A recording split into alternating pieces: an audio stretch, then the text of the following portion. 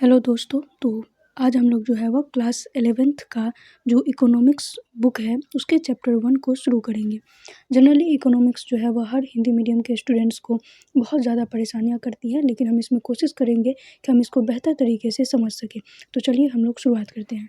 तो पुनः मैं बता दूँ, ये क्लास 11 का हमारा इकोनॉमिक्स का जो है वो टॉपिक रहेगा, जिसके हमने पहले चैप्टर को जो है वो शुरू किया है। तो यहाँ पर जो है हमें स्वतंत्रता की पूर्व संध्या पर भारतीय अर्थव्यवस्था नाम से जो चैप्टर है उसको हमें यहाँ पर पढ़ना है। मतलब समझ में आ रहा है कि चैप्टर हमें क्या कह रहा है कि स्वतंत्रता की पूर्व संध्या पर भारतीय अर्थव्यवस्था किस तरीके से चली थी, किस तरीके से व्यवस्था हुई थी, तो उसको हम लोग यहाँ पर जो है वो समझने का प्रयास करेंगे। तो जनरली यहाँ बताया भी गया है कि स्वतंत्रता प्राप्ति के समय वर्ष 1947 में भारत की अर्थव्यवस्था की दशा के बारे में जानेंगे। ऑब्वियसली हमें पता होना चाहिए कि स्वतंत्रता प्राप्ति के समय जब हमने 1947 में आज़ादी प्राप्त किया था, तो उस समय हमारी अर्थव्यवस्था कैसी थी। जनरली ये बात तो सबको पता है कि अंग्रेज़ों के द्वारा आर्थिक रूप से हमें बहुत ज़्यादा कमज़ोर किया गया था और सारी बातें, लेकिन जनरली उसमें हम क्या स्थिति में थे, हमारी किस प्रकार की व्यवस्था थी, तो इसको हम लोग यहाँ पर जो है वो समझने का प्रयास करेंगे। तो परिचय के रूप में जैसे बताया गया है कि भारत का आर्थिक विकास विषयक इस पुस्तक का मूल उद्देश्य आपको भारतीय अर्थव्यवस्था की मूलभूत विशेषता की जानकारी देना और स्वतंत्रता प्राप्ति के बाद से हुए विकास से अवगत कराना है। यद्यपि देश की वर्तमान अवस्था तथा भविष्य की संभावनाओं की चर्चा करते समय उसके आर्थिक अतीत पर ध्यान देना भी उतना ही महत्वपूर्ण होगा। इसीलिए हम अपनी चर्चा का आरंभ स्वतंत्रता से पूर्व देश की अर्थव्यवस्था की स्थिति से कर रहे हैं। इसी क्रम में हम उन सब बातों की भी स्पष्ट पहचान करेंगे जिन्होंने स्वतंत्र भारत के विकास की रणनीतियों का निर्धारण करने में महत्वपूर्ण योगदान दिया। बेसिकली यहाँ पर जो लेखक है वो ये बताना चाह रहे हैं कि हम यहाँ पर ये समझने का तो प्रयास करेंगे कि स्वतंत्रता के समय में भारत की अर्थव्यवस्था कैसी थी, लेकिन एक नज़र हम अतीत में भी देखेंगे कि कहाँ से उठकर हमने क्या क्या अचीव किया था। भारतीय अर्थव्यवस्था की वर्तमान संरचना कोई आज की नहीं है। इसके मूल सूत्र तो इतिहास में बहुत गहरे हैं, विशेष रूप से उस अवधि में जब भारत 15 अगस्त 1947 को स्वतंत्रता प्राप्ति के पूर्व 200 वर्ष तक ब्रिटिश शासन के अधीन था। भारत में ब्रिटिश औपनिवेशिक शासन का मुख्य उद्देश्य इंग्लैंड में तेजी से विकसित हो रहे औद्योगिक आधार के लिए भारतीय अर्थव्यवस्था को केवल एक कच्चा माल प्रदायक तक ही सीमित रखना था।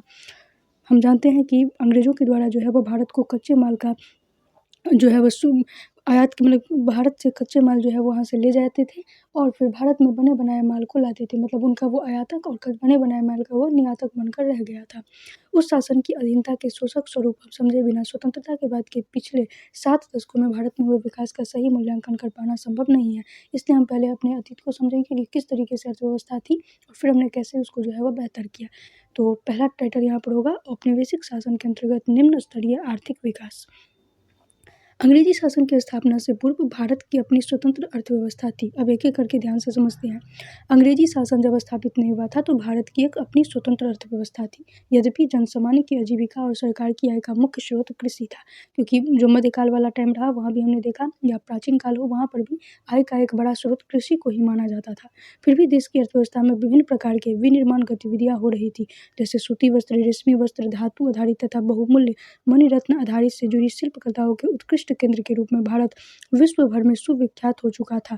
भारत में बनी इन चीज़ों की विश्व के बाजारों में अच्छी सामग्री के प्रयोग तथा उच्च स्तर की कलात्मकता के आधार पर बड़ी प्रतिष्ठा थी। और हम जानते हैं कि इसी का परिणाम रहा कि कहीं ना कहीं जो पश्चिमी देशों के लोग हैं वो भारत की ओर आकर्षित भी होते हैं। औपनिवेशिक शासकों द्वारा रची गई आर्थिक नीतियों का ध्येय भारत का आर्थिक विकास नहीं बल्कि अपने मूल देश के आर्थिक हितों का संरक्षण और संवर्धन ही था। इन नीतियों ने भारत की अर्थव्यवस्था के स्वरूप के मूल रूप को बदल डाला। भारत इंग्लैंड को कच्चे माल की पूर्ति करने तथा वहाँ के बने बनाए माल का आयात करने वाला देश बनकर रह गया। हमारे देश से वो कच्चे सामान लेकर के जाते थे, वहाँ से बना बनाया सामान लाते थे और इस तरीके से भारत एक बाजार बनकर रह गया। स्वाभाविक ही था कि औपनिवेशिक शासकों ने कभी इस देश की राष्ट्रीय तथा प्रति व्यक्ति आय का आकलन करने का भी ईमानदारी से कोई प्रयास नहीं किया। थोड़ा सा हम लोग यहाँ पर राष्ट्रीय तथा प्रति व्यक्ति आय को समझ लेते हैं। राष्ट्रीय आय का जनरली मतलब होता है कि मतलब देश का टोटल एक वर्ष में देश के मतलब देश द्वारा टोटल कितना इनकम किया गया। जैसे फॉर एग्जांपल हम इसे फैमिली से समझते हैं। जैसे एक फैमिली के द्वारा देखते हैं कि एक साल में उस फैमिली के द्वारा कितना कमाई किया गया, तो उसे हम कहेंगे कि उस फैमिली का इनकम है। ठीक इसी प्रकार से किसी भी देश के द्वारा पूरे साल भर में जितनी कमाई किया जाता है उसे राष्ट्रीय आय कहा जाता है। वहीं अगर प्रति व्यक्ति आय की बात करेंगे तो प्रति व्यक्ति आय पर कैपिटा इनकम मीन्स होता है कि मतलब इसमें एक अनुमान लगाया जाता है कि लगभग में इतनी सैलरी लोगों की या इतना तो आय लोगों का होगा। इसको टोटल जनसंख्या का राष्ट्रीय आय से जब भाग दिया जाता है तो इसे निकाला जाता है। तो अभी हम बस मोटा-मोटा आइडिया रखेंगे कि राष्ट्रीय आय का मतलब होता है देश का टोटल कमाई, टोटल एक साल में देश ने कितना कमाया, और प्रति व्यक्ति आय ओवरऑल व्यक्ति का कितना इनकम होता है, जिसे टोटल जनसंख्या से भाग दे करके निकाला जाता है। तो कुछ लोगों ने निजी स्तर पर आकलन किए, पर उनके अनुमान में बहुत विसंगतियां और आपसी मतभेद भी रहे। इन आकलनकर्ताओं में दादा भाई नौरोजी, थोड़ा सा इसमें यहाँ पर जो है वो पॉइंट, ये क्वेश्चन आ सकता है कि भारत में जो राष्ट्रीय आय या प्रति व्यक्ति आय है उसका पहली बार मूल्यांकन जो जब हम आज़ाद नहीं हुए थे उस समय दादा भाई नौरोजी के द्वारा ये प्रयास जो है वो किया गया था। फिर विलियम डीवी के द्वारा, फिंडले के द्वारा, फिर वी.आर. अति, उसके बाद है वी.के.आर.वी. राव तथा आर.सी. देसाई प्रमुख रहे। तो ये वाला यहाँ से लेकर के यहाँ तक जो पॉइंट है उसे हम लोग जो है वो नोट्स कर लेंगे क्योंकि ये इम्पोर्टेंट है। औपनिवेशिक काल के दौरान वी.आर. राव द्वारा लगाए गए अनुमान बहुत महत्वपूर्ण माने जाते हैं। मतलब प्रयास बहुत सारे लोगों ने किया लेकिन वी.आर. राव का अनुमान ज़्यादा महत्वपूर्ण माना जाता है। फिर भी सभी अध्ययनकर्ता एक बात पर सहमत रहे कि 20वीं शताब्दी के पूर्वार्ध में भारत की राष्ट्रीय आय की वार्षिक समृद्धि दर 2% से कम रही तथा प्रति व्यक्ति उत्पाद वृद्धि दर तो मात्र आधा। ऑब्वियसली बात है कि अगर राष्ट्रीय आय उतना बेटर नहीं होगा तो प्रति व्यक्ति आय हमारा बेटर नहीं होगा। तो ये एक मोटा-मोटा आइडिया हमने रखा कि किस तरीके से शुरुआती दौर में अलग-अलग अनुमान लगाए गए थे। अब देखते हैं कि कृषि उस समय किस तरीके से हुआ। ब्रिटिश औपनिवेशिक शासन के अंतर्गत भारत मूलतः एक कृषि अर्थव्यवस्था ही बना रहा। जैसे पहले था, देश की लगभग 85% जनसंख्या जो गाँव में बसी थी, प्रत्यक्ष या परोक्ष रूप से कृषि के माध्यम से ही अपना रोजी रोटी कमा रही थी। एक बड़ी जनसंख्या का व्यवसाय होने के बाद भी कृषि क्षेत्र में गतिहीन विकास की प्रक्रिया चलती रही। यही नहीं, अनेक अवसरों पर उनसे अप्रत्याशित ह्रास या गिरावट भी अनुभव की गई। भले ही कृषि अधीन क्षेत्र के प्रसार के कारण कुल कृषि उत्पाद में वृद्धि हुई हो, किंतु कृषि उत्पादकता में कमी आती रही।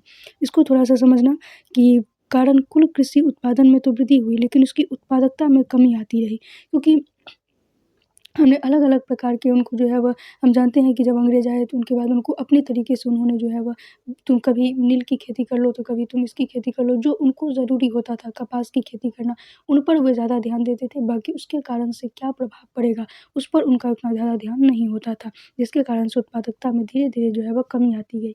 कृषि क्षेत्र की गतिहीनता का मुख्य कारण औपनिवेशिक शासन द्वारा लागू की गई भू राजस्व प्रणालियों को ही माना जाता है। और हमने इतिहास में पढ़ा था कि इनकी 3 प्रकार की जो है वह भू राजस्व व्यवस्थाएँ थी, जिनमें अस्थायी, महलवाड़ी और रैयतवाड़ी जैसी व्यवस्थाएँ थी। आज के समस्त पूर्वी भाग में, जो उस समय बंगाल प्रेसिडेंसी कहा जाता था, लागू की गई जमींदारी व्यवस्था में तो कृषि कार्यों से होने वाले समस्त लाभ को जमींदार ही हड़प जाते थे। किसानों के पास कुछ नहीं बच पाता था। यही नहीं, अधिकांश जमींदारों तथा सभी औपनिवेशिक शासकों ने कृषि क्षेत्र की दशा को सुधारने के लिए कुछ नहीं किया। जमींदारों की रुचि तो किसानों की आर्थिक दुर्दशा की अनदेखी कर उनसे अधिक से अधिक लगान संग्रहण करने तक सीमित रहती थी। मतलब यहाँ यही बताया गया है कि जो भू राजस्व व्यवस्था थी, उसमें ज़मींदारों के द्वारा बहुत बड़ी मात्रा में जो है वह पैसा लिया जाता था, लेकिन वे एक्चुअली रूप में खेतों के लिए, मतलब भूमि के उर्वरकता को लेकर के, किसानों की स्थिति में सुधार को लेकर के कोई बेहतर काम नहीं करते थे। इसी कारण कृषक वर्ग को नितांत दुर्दशा और सामाजिक तनावों को झेलने को बाध्य होना पड़ा। राजस्व व्यवस्था की शर्तों का भी ज़मींदारों के इस व्यवहार के विकास में बहुत योगदान रहा। राजस्व की निश्चित राशि सरकार के कोष में जमा कराने की तिथियां पूर्व निर्धारित थी और उनके अनुसार रकम जमा नहीं करा पाने वाले जमींदारों से उनके अधिकार छीन लिए जाते थे, जिसे हमने इतिहास में पढ़ा था कि सूर्यास्त का नियम कहा जाता है, जिसमें ज़मींदारों को एक टाइम दिया जाता था कि अगर आप इस टाइम पर नहीं चुका पाएंगे अपना शुल्क या फिर जो भी वसूली कर रहे हैं तो फिर आपकी ज़मींदारी को छीन लिया जाएगा। साथ ही प्रौद्योगिकी के निम्न स्तर, सिंचाई सुविधाओं के अभाव और उर्वरकों का नगण्य प्रयोग भी कृषि उत्पादकता के स्तर को बहुत निम्न रखने के लिए उत्तरदायी था। तो यहाँ पर ये जो बताया गया है कि कृषि उत्पादकता कम हो रही थी, इसके कारण दिए गए हैं क्योंकि ज़मींदारों के द्वारा जो किसानों के साथ अत्याचार किए जाते थे। इसके अलावा कोई उनको सिंचाई की व्यवस्था नहीं दिया गया था, उर्वरकों का भी उतना ज़्यादा यूज़ नहीं होता था, जिसके कारण दिन प्रतिदिन उत्पादकता कम होती जा रही थी। किसानों की दुर्दशा को और बढ़ाने में इसका भी एक बड़ा योगदान रहा, क्योंकि ऑब्वियसली बात है उत्पादकता कम थी बट किसानों को तो पैसा देना ही पड़ता था। देश के कुछ क्षेत्रों में कृषि के व्यावसायीकरण के कारण नकदी फसलों की उच्च उत्पादकता के प्रमाण भी मिलते हैं। कृषि के व्यावसायीकरण का मतलब है कि व्यापार के आधार पर कृषि को तय करना। जैसे मान लेते हैं कि अंग्रेज़ों के समय में जो है वो उनको कपड़ा बनवाने के लिए कपास की अधिकता होती थी, तो वे क्या करते थे, खाद्यान्न वाले जो भी फसल थे उनको कम बोने के लिए कहते थे और इन व्यवसायीकरण वाले फसलों को ज़्यादा उगाने के लिए कहते थे।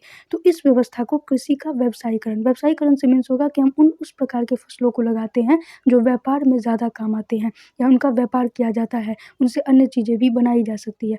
तो इसे हम लोग कहेंगे कृषि का व्यवसायीकरण। के कारण नकदी फसलों की उच्च उत्पादकता के प्रमाण मिलते हैं, किंतु उस उच्च उत्पादकता के लाभ भारतीय किसानों को नहीं मिल पाते थे, क्योंकि उन्हें तो खाद्यान्न की खेती के स्थान पर नकदी फसलों का उत्पादन करना पड़ता था, जिनका प्रयोग अंततः इंग्लैंड में लगे कारखानों में किया जाता था। सिंचाई व्यवस्था में कुछ सुधार के बावजूद भारत बाढ़ नियंत्रण और भूमि की उपजाऊ शक्ति के मामले में पिछड़ा हुआ था, जबकि किसानों के एक छोटे से वर्ग ने अपने फसल पैटर्न को परिवर्तित कर खाद्यान्न फसलों की जगह वाणिज्यिक फसलें उगाना आरंभ किया। तो यहाँ पर यही बताया जा रहा है कि जब वाणिज्यिक फसलें उगाने के लिए किया गया तो उसके लिए सरकार ने कुछ बहुत मदद भी किया, लेकिन उसका फ़ायदा भी हमें थोड़ी मिला। उसका भी फ़ायदा भी तो अंग्रेज़ों को ही और उनके जो इंग्लैंड में लगे कारखाने थे उन्हीं को प्राप्त हुआ। काश्तकारों के एक बड़े वर्ग तथा छोटे किसानों के पास कृषि क्षेत्र में निवेश करने के लिए ना ही संसाधन थे और ना तकनीक और ना ही कोई प्रेरणा। तो इस तरीके से कृषि हम कह सकते हैं कि भू राजस्व व्यवस्था के कारण और अन्य जो भी रीज़न मतलब अन्य जो हमने देखा कृषि का व्यवसायीकरण, उसके कारण उनकी स्थिति बहुत ही दयनीय हो चुकी थी। कृषि ही फिर उसके बाद औद्योगिक क्षेत्र की हम बात करते हैं। कृषि की ही भांति औपनिवेशिक व्यवस्था के अंतर्गत भारत एक सुदृढ़ औद्योगिक आधार का विकास भी नहीं कर पाया। देश की विश्व प्रसिद्ध शिल्प कलाओं का पतन हो रहा था, किंतु उस प्रतिष्ठित परंपरा का स्थान ले सकने वाले किसी आधुनिक औद्योगिक आधार की रचना नहीं होने दी गई। भारत के इस विऔद्योगिकरण के पीछे इस शब्द को थोड़ा सा समझते हैं। एक होता है औद्योगिकरण और यहाँ तो हम कह रहे हैं कि विऔद्योगिकरण। तो विऔद्योगिकरण का मतलब हुआ जहाँ पर उद्योगों का विकास। औद्योगिकरण मतलब क्या कि जहाँ पर औद्योगिकरण का विकास हो पाया, और विऔद्योगिकरण ठीक उसका उल्टा है। के पीछे विदेशी शासकों का दोहरा उद्देश्य था। एक तो वे भारत को इंग्लैंड में विकसित हो रहे आधुनिक उद्योगों के लिए कच्चे माल का निर्यातक बनाना चाहते थे। दूसरे, वे उन उद्योगों के उत्पादन के लिए भारत को ही एक विशाल बाजार भी बनाना चाहते थे। तो यहाँ क्वेश्चन आएगा कि आखिर अंग्रेजों के द्वारा भारत को विऔद्योगिकरण के रास्ते पर क्यों धकेला गया। तो उसका दो रीज़न था। पहला तो रीज़न ये था कि वे भारत से ही कच्चे माल को प्राप्त करते थे। अगर भारत में भी उद्योग स्थापित हो जाता तो कच्चे माल की प्रॉब्लम हो जाती। दूसरा, वे इसलिए भी इसको नहीं प्रमोट कर रहे थे क्योंकि वे बने बनाए माल को भारत में ही बेचना चाहते थे। मान लें कि अगर भारत में भी उद्योग रहता तो लोग अपने ही सामानों को लेते। तो इन दो कारणों की वजह से भारत में उन्होंने उद्योग को पनपने नहीं दिया, और इस कारण से भारत में उद्योग विऔद्योगिकरण के रास्ते पर चले। इस प्रकार उन उद्योगों के प्रसार के सहारे वे अपने देश ब्रिटेन के लिए अधिकतम लाभ सुनिश्चित करना चाहते थे। ऐसे आर्थिक परिदृश्य में भारतीय शिल्पकारों के पतन से जहां एक और भारी स्तर पर बेरोजगारी फैल रही थी, वहीं स्थानीय उत्पाद से वंचित भारतीय बाजारों में मांग का भी प्रसार हो रहा था। इस मांग को इंग्लैंड से सस्ते निर्मित उत्पादों के लाभपूर्ण आयात द्वारा पूरा किया जा सकता था। इसको थोड़ा सा समझते हैं। जहाँ एक और भारी स्तर पर बेरोजगारी फैल रही थी, वहीं स्थानीय उत्पाद से वंचित भारतीय बाजारों में मांग का भी प्रसार हो रहा था। तो कहने का मतलब कि जब यहाँ की चीज़ें हमें नहीं प्राप्त होगी तो हमें कहीं से न कहीं से तो रास्ते निर्मित करने पड़ेंगे। तो इस मांग को इंग्लैंड से सस्ते निर्मित उत्पादों के लाभपूर्ण आयात द्वारा पूरा किया गया। यद्यपि 19वीं शताब्दी के उत्तरार्ध में भारत में कुछ आधुनिक उद्योगों की स्थापना होने लगी। तो शुरुआती दौर में तो नहीं, लेकिन आगे चलकर कुछ उद्योग लगे, किंतु उनकी उन्नति बहुत धीमी ही थी। प्रारंभ में तो यह विकास केवल सूती वस्त्र और पटसन उद्योग को आरंभ करने तक ही सीमित था। सूती वस्त्र मिलें प्रायः भारतीय उद्यमियों द्वारा ही लगाई गई थी और ये देश के पश्चिमी क्षेत्रों जैसे महाराष्ट्र, गुजरात वाले पार्ट में थी। पटसन उद्योग की स्थापना श्रेय विदेशियों को दिया जाता है। यह उद्योग केवल बंगाल प्रांत तक ही सीमित रहा। तो मतलब कहने का मतलब है कि कुछ आधुनिक उद्योग आगे चल कर के लगाए गए, और मतलब जो सूती वस्त्र है वो हमारे लोगों के द्वारा, बट जो पटसन उद्योग है वो विदेशियों के द्वारा ही लगाए गए थे। ये उद्योग उसके बाद अगला है 20वीं शताब्दी के आरंभिक वर्षों में लोहा और इस्पात उद्योग का विकास प्रारंभ हुआ। मतलब उसके बाद आगे जब सूती वस्त्र, पटसन, उसके बाद आगे चलकर जब 20वीं शताब्दी का समय आया तो फिर लोहा, इस्पात, इन सब का भी विकास होना शुरू हुआ, जिसमें टाटा, जो आज भी हम देखते हैं, टाटा की स्थापना 1907 में, तो ये पॉइंट हम याद कर लेंगे कि 1907 में हुई थी। दूसरे विश्व युद्ध के बाद चीनी, सीमेंट, कागज़ आदि के कुछ कारखाने भी स्थापित हुए, मतलब और ज़्यादा प्रसार होना शुरू हुआ। किंतु भारत में भावी औद्योगिकरण को प्रोत्साहित करने हेतु पूंजीगत उद्योगों का प्रायः अभाव ही बना रहा। पूंजीगत उद्योग जहाँ हमें ज़्यादा पूंजी लगाने पड़ते हैं तो उनका अभाव रहा। पूंजीगत उद्योग वे उद्योग होते हैं जो तत्कालिक उपभोग में काम आने वाली वस्तुओं के उत्पादन के लिए मशीनों और कलपुर्जों का निर्माण करते हैं। और इसलिए बात है कि अगर हम मशीन रखेंगे तो वहाँ पूंजी की आवश्यकता तो होगी। यत्र तत्र कुछ कारखानों की स्थापना से देश की पारंपरिक शिल्प कला आधारित निर्माणशालाओं के पतन की भरपाई नहीं हो रही, मतलब नहीं हो पाई। यही नहीं, नव औद्योगिक क्षेत्र की समृद्धि दर बहुत ही कम थी। मतलब ये जो उद्योग लगे थे उनकी भी उतनी ज़्यादा समृद्धि नहीं थी, क्योंकि इंग्लैंड का जो सस्ता माल था वो उस पर जो है वह धावा बोल देते थे, और इस कारण से जो हमारे बने बनाए माल थे वो उतना ज़्यादा काम नहीं कर पाते थे। सकल घरेलू उत्पाद या सकल वर्धित मूल्य में इसका योगदान भी बहुत कम था। सकल घरेलू उत्पाद हम जानते हैं टोटल सकल घरेलू उत्पाद या हम कहेंगे कि ग्रॉस डोमेस्टिक प्रोडक्ट किसको कहा जाता है, तो इसे हम लोगों ने शायद यह क्लास 10th या 9th में आया है, बट हम बेसिकली समझे तो एक वर्ष में किसी भी देश के द्वारा ओवरऑल जो प्रोडक्शन किया जाता है उसके सेंस में इसका यूज़ किया जाता है। बट इसकी सबसे बड़ी विशेषता होती है कि इसमें अपने देश के लोग और अन्य देश के लोगों को भी जो है वो शामिल किया जाता है। तो यही सकल घरेलू उत्पाद, या उतना ना समझ में आए तो बस आप याद रखिएगा, एक वर्ष में सभी लोगों के द्वारा मिलकर टोटल प्रोडक्शन कितना किया जाता है उसी को कहा जाता है। इस नए उत्पादन क्षेत्र की एक अन्य महत्वपूर्ण कमी थी कि यह इनमें सार्वजनिक क्षेत्र का कार्यक्षेत्र भी बहुत कम रहा। वास्तव में ये क्षेत्र प्रायः रेल, विद्युत उत्पादन, संचार, बंदरगाह और कुछ विभागीय उपक्रमों तक ही सीमित थे। कहने का मतलब है कि इनमें सार्वजनिक क्षेत्र का कार्यक्षेत्र भी बहुत कम रहा, मतलब उतना ज़्यादा ये फल फूल नहीं पाए थे, क्योंकि उस समय तक हम देखेंगे तो रेल, विद्युत उत्पादन, संचार, इनके कारण विभागीय उपक्रमों तक पहुँच भी क्या थी, मतलब विभागीय उपक्रम तक भी जो है सीमित रहे। तो अगर उतना ना समझ में आ रहा हो, मोटे तौर पर आप याद रखिएगा कि कृषि की स्थिति भू-राजस्व के कारण, कृषि के व्यावसायीकरण के कारण खराब थी। उद्योगों में बहुत लंबे समय तक तो विकास नहीं ही हुआ, बट आगे चल कर के कुछ उद्योगों का विकास भी हुआ, लेकिन कई रीज़नों के कारण से उनका भी उतना ज़्यादा हम कहेंगे कि मतलब डेवलप्ड हो पाना नहीं हुआ। तो इस तरीके से हम इसको रखेंगे। फिर आगे बढ़ते हैं, विदेशी व्यापार। तो मतलब समझ में आया कि कृषि कैसी थी उस समय, मतलब इकोनॉमिक्स के अतीत को हम पढ़ रहे हैं, और औद्योगिक क्षेत्र कैसा था, और हमने देखा कि दोनों में ही भारत की स्थिति उतनी बेटर नहीं थी। तो अब देखते हैं प्राचीन व्यापार, मतलब विदेशी व्यापार हमारा कैसा था, तो थोड़ा सा समझते हैं। प्राचीन समय से ही भारत एक महत्वपूर्ण व्यापारिक देश रहा। हम अगर देखेंगे तो जो हमारा प्राचीन काल है, अगर हम हड़प्पा से ही शुरुआत करें तो वहाँ भी हमने देखा था कि हमारा विदेशों से, जैसे मेसोपोटामिया, मिस्र, इन सभ्यताओं से व्यापार हुआ करता था। तो भारत प्राचीन काल से ही व्यापार का एक बहुत बड़ा केंद्र माना जाता है। और ये भी फैक्ट हम याद रखेंगे कि जब अंग्रेज़ भारत नहीं आए थे, अगर हमारे व्यापार की विशेषता की बात किया जाए, तो जब अंग्रेज़ भारत नहीं आए थे तो माना जाता है कि अगर विश्व में कहीं 100 रुपये का व्यापार होता था तो उसमें 33 रुपये का व्यापार जो है वह भारत से ही होता था। ये एक बड़ा पॉइंट है कि भारत का इतना ज़्यादा दबदबा था। लेकिन वहीं अगर आप देखेंगे कि जब अंग्रेज़ भारत को छोड़कर जाते हैं तो ये 33 से मात्र 1 रुपये पर आ जाता है, कि अगर कहीं पर 100 रुपये का व्यापार होगा तो 1 रुपये की ही भागीदारी वहाँ भारत की रहेगी। तो इस तरीके से हम कहेंगे कि आर्थिक स्थिति हमारी बहुत ही कमज़ोर थी, बट भारत का व्यापार कैसा था विदेशी, उसको समझाने के लिए ये पॉइंट हम लोग याद रखेंगे। किंतु औपनिवेशिक सरकार द्वारा अपनाई गई वस्तु उत्पादन, व्यापार और सीमा शुल्क की प्रतिबंधकारी नीतियों का भारत के विदेशी व्यापार की संरचना, स्वरूप और आकार पर बहुत प्रतिकूल प्रभाव पड़ा। परिणाम स्वरूप भारत कच्चे उत्पाद जैसे रेशम, कपास, ऊन, चीनी, नील पटसन आदि का निर्यातक होकर रह गया। साथ ही यह सूती, रेशमी, ऊनी वस्त्रों जैसे अंतिम उपभोक्ता वस्तुओं और इंग्लैंड के कारखानों में बनी हल्की मशीन आदि का आयातक बढ़। वही बात है कि बने बनाए माल का वो बाजार बन गया और कच्चे माल देने वाला बन गया। व्यावहारिक रूप से इंग्लैंड ने भारत के आयात-निर्यात व्यापार पर अपना एकाधिकार जमाए रखा।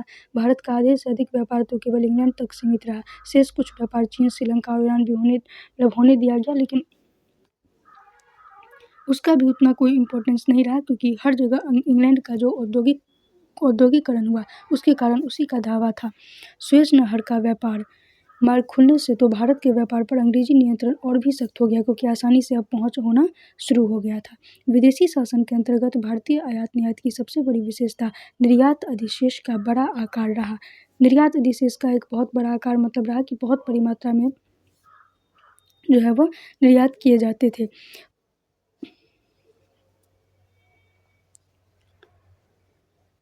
किंतु इस अधिशेष की भारतीय अर्थव्यवस्था को बहुत भारी लागत चुकानी पड़ी। देश के आंतरिक बाजारों में अनाज, कपड़ा और मिट्टी का तेल जैसी अनेक आवश्यक वस्तुएं मुश्किल से उपलब्ध हो पाती थी। यही नहीं, इस निर्यात अधिशेष का देश में सोने और चांदी के प्रवाह पर भी कोई प्रभाव नहीं पड़ा। वास्तव में इसका प्रयोग तो अंग्रेज की भारत पर शासन करने के लिए गरीब व्यवस्था का खर्च उठाने में ही हो जाता था। अंग्रेजी सरकार के युद्धों पर व्यय तथा अदृश्य मदों के आयात पर व्यय के द्वारा भारत की संपदा का दोहन हुआ। अदृश्य मदें क्या होती है, इसको थोड़ा-सा नया तरीके से समझ में आएगा कि निर्यात बहुत ज़्यादा, बट ऑब्वियसली कॉन्सेप्ट है कि अंग्रेज़ों का शासन था तो अंतिम फ़ायदा तो अंग्रेज़ों को ही मिलने वाला था। अदृश्य मदें थोड़ा-सा समझ लेते हैं। ये दृश्य एक होता है दृश्य मदें और अदृश्य मदें, मतलब जो किसी भी दूसरे एक देश से दूसरे देश में जाता है। दृश्य मदें हम उसको कह सकते हैं जो चीज़ें हमें दिखाई देती है, जैसे कहीं पर अगर मान लेते हैं कि फ़ोन का निर्यात अगर किसी देश में किया गया, तो वही हम जानते हैं ना कि फ़ोन हमें दिख रहा है कि हाँ, फ़ोन तो है। फिर भी कोई भी मतलब ऐसी चीज़ जो हमें दिख रही है, तो वो दृश्य मद है। और अदृश्य मद का मतलब होता है जो चीज़ हमें दिखाई नहीं देती है। जैसे मान लेते हैं कि एक टीचर के द्वारा ही सर्विस दिया गया, तो वो दिखा थोड़ी ना कि टीचर ने सर्विस दिया, या किसी भी व्यक्ति के द्वारा अगर कोई सर्विस दिया गया, तो वो तो अदृश्य मद के तहत आएगा। तो इसे ही हम लोग अदृश्य मद के तहत रखेंगे। तो ये हो गया। और यहाँ पर एक चीज़ और थोड़ा-सा समझ लेते हैं, स्वेज नहर का कॉन्सेप्ट जो इस मैप में बताया गया है थोड़ा-सा। तो हम जानते हैं कि पहले ये यहाँ से होते हुए जो है आते थे, इस वाले पूरे पार्ट से होते हुए एक लंबा रास्ता तय करके भारत में आते थे। लेकिन इस भूमध्य सागर वाले पार्ट से जो स्वेज नहर है, उसको बनाया गया था। ये बना था 1869 में, और इस स्वेज नहर को खोल दिया गया 1869 में। और उसके बाद अब देख सकते हैं कि आसानी से बहुत ही कम रास्तों को तय करते हुए भारत पहुँच सकते थे। इसलिए कहा जाता है कि स्वेज नहर के बाद अंग्रेज़ों को बहुत ज़्यादा फ़ायदा हुआ, और फिर वो भारत को आर्थिक नुकसान पहुँचाने में और ज़्यादा जो है वह सक्षम हो गए, क्योंकि वह आसानी से भारत तक अपनी पहुँच जो है वह बना सकते थे। तो अभी हम लोग जो है वो इसमें इतना ही रखेंगे, और इसका जो बचा हुआ पार्ट है फिर हम दूसरे पार्ट में इसको कंप्लीट करेंगे। तो बने रहिएगा, हम एनसीईआरटी को बहुत ही अच्छे तरीके से कंप्लीट करेंगे। तो इसी तरीके से चैनल को लाइक, सब्सक्राइब और शेयर कीजिएगा। धन्यवाद।